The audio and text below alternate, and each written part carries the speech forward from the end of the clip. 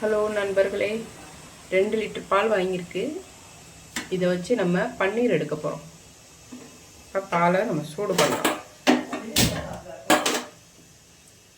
நல்லா சூடாகட்டும்.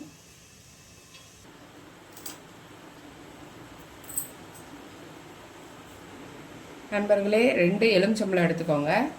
2 எலுமிச்சம்பழத்தை நல்லா நம்ம இந்த மாதிரி உருட்டினோம்னா சாறு நல்லா வரும். லேசாயிரும் தோல், அதனால் புளியறதுக்கு நமக்கு ஈஸியாக இருக்கும். இந்த மாதிரி நல்லா தேய்ச்சிட்டு நம்ம சாறு எடுத்துக்கலாம். பால் நல்லா காயுது, காயட்டும்.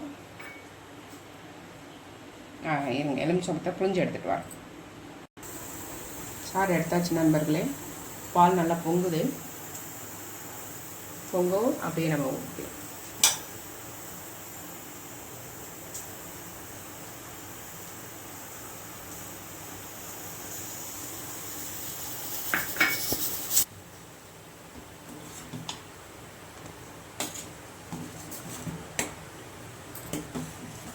பாருங்கள் நண்பர்களே, அப்படியே பால் இந்த திறஞ்சிருச்சு பாருங்கள். திறஞ்சி பன்னீராக மாறுது.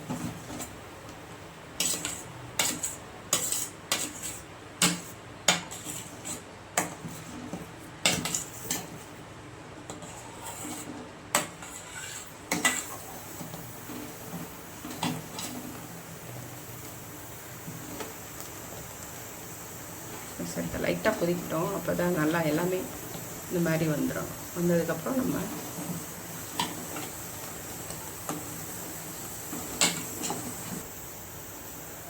நண்பர்களே, இந்த பால் நல்லா ஃபுல்லாக பிரிஞ்சு தண்ணி தனியாகவும் பால் தனியாகவும் தனியாக பிரிஞ்சிருச்சு பாருங்க.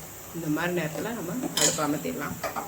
அமர்த்திட்டு வெள்ளை துணி எடுத்துக்கோங்க. வெள்ளை துணி எடுத்து ஒரு சட்டியில்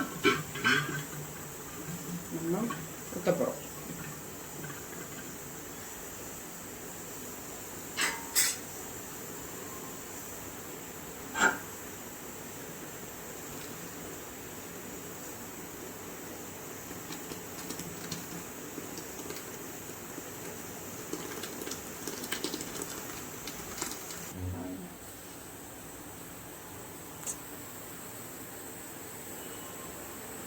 நண்பர்களை எல்லாத்தையும் ஊற்றியாச்சு. இப்போ வந்து தண்ணி சூடாக இருக்குது நமக்கு. பால்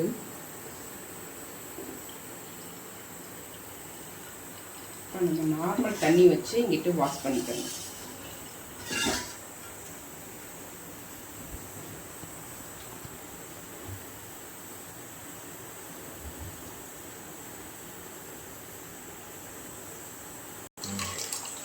தண்ணி இப்படி நல்லா வடியட்டும். நம்ம பால்லேருந்து பிரித்து தண்ணி இங்கிட்டு இருக்குது. இங்கிட்டு வந்து நார்மலாக தண்ணி ஊற்றி நம்ம லைட்டாக அலசிட்டோம்னா, இப்படி அலசிக்கிறணும். தண்ணி வடியட்டும். இடிக்க புளிஞ்சு எடுத்துக்கோங்க.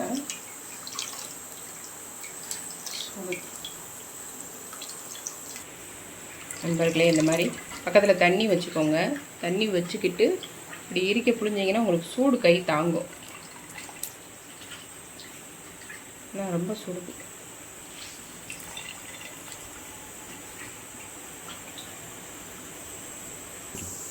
நண்பர்களே, நல்லா இறுக்கி புளிஞ்சாச்சு.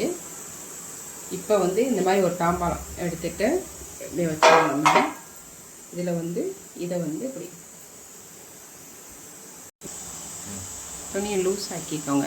அதில் வந்து இந்த இப்படி வைங்க.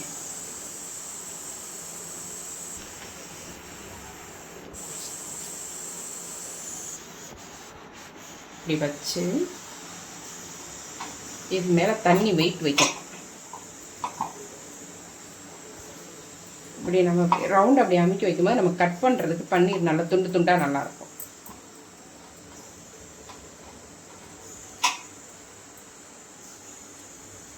தண்ணியெலாம் வடிஞ்சிக்கிட்டு வரும். நம்ம கீழே ஊற்றிக்கலாம். இப்படி வெயிட்டான தண்ணியை தூக்கி இப்படி வச்சுக்கலாம். இப்படி மேலே வச்சு இப்படி நிப்பாட்டி டீ அடிக்கிறத அப்படி சைடில் அப்படியே கொடுத்துருங்க. ஒரு அண்டை கொடுத்து அப்படி சாயாமல் அது வாடி நின்றுக்கிறோம். தண்ணியெல்லாம் கீழே வடிஞ்சிரும். பன்னீர் நல்லா கெட்டியாயிரும். நண்பர்களே, இந்த தண்ணி வந்து கீழே வேஸ்ட் பண்ணாமல் நீங்கள் என்ன பண்ணலான்னா ஃப்ரிட்ஜில் வச்சுருங்க. உங்களுக்கு எப்போல்லாம் சப்பாத்தி பிணையிறதுக்கு இந்த தண்ணியை நீங்கள் யூஸ் பண்ணி சப்பாத்தி பிணைஞ்சிக்கலாம். நண்பர்களே, நம்ம வந்து பன்னீர் வந்து நல்லா எடுத்து வெயிட் தூக்கி வச்ச தண்ணியை இது வச்சு 1.5 மணி நேரம் ஆச்சு. 1.5 மணி நேரம் 2 மணி நேரம் வைங்க, நல்லா சேர்ந்துடும். இப்போ நம்ம எப்படி இருக்குன்னு பார்க்கலாம்.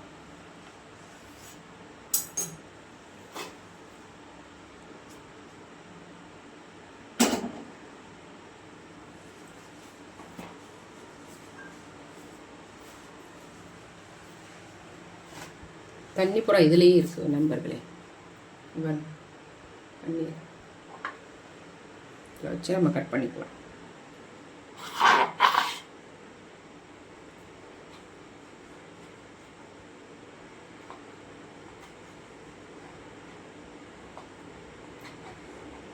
தண்ணியில் இன்னும் சில நன்மைகள் இருக்குது நண்பர்களே.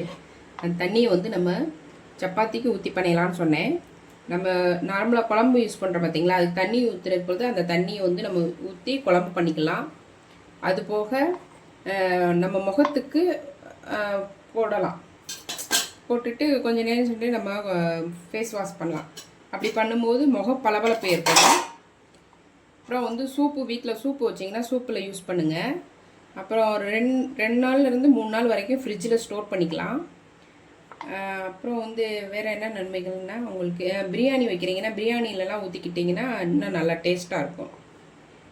அந்த தண்ணி வந்துங்க உங்களுக்கு மோர் மாதிரி தங்கம்ன்றாங்க. அதனால் அதை வேஸ்ட் பண்ணாதீங்க. பன்னீரோட பலன் வந்து பன்னீர் சமைக்கும் போது நான் உங்களுக்கு சொல்கிறேன். ஃபுல்லாக நான் கட் பண்ணிக்கிறேன். நம்ம 2 லிட்டர் பால் எடுத்தோம் மக்களே. இப்போ வந்து நமக்கு வந்து ஒரு 200 கிராம் கிடச்சிருக்கும்னு நினைக்கிறேன். லைக் பண்ணுங்கள், ஷேர் பண்ணுங்கள், சப்ஸ்கிரைப் பண்ணுங்கள். நன்றி மக்களே.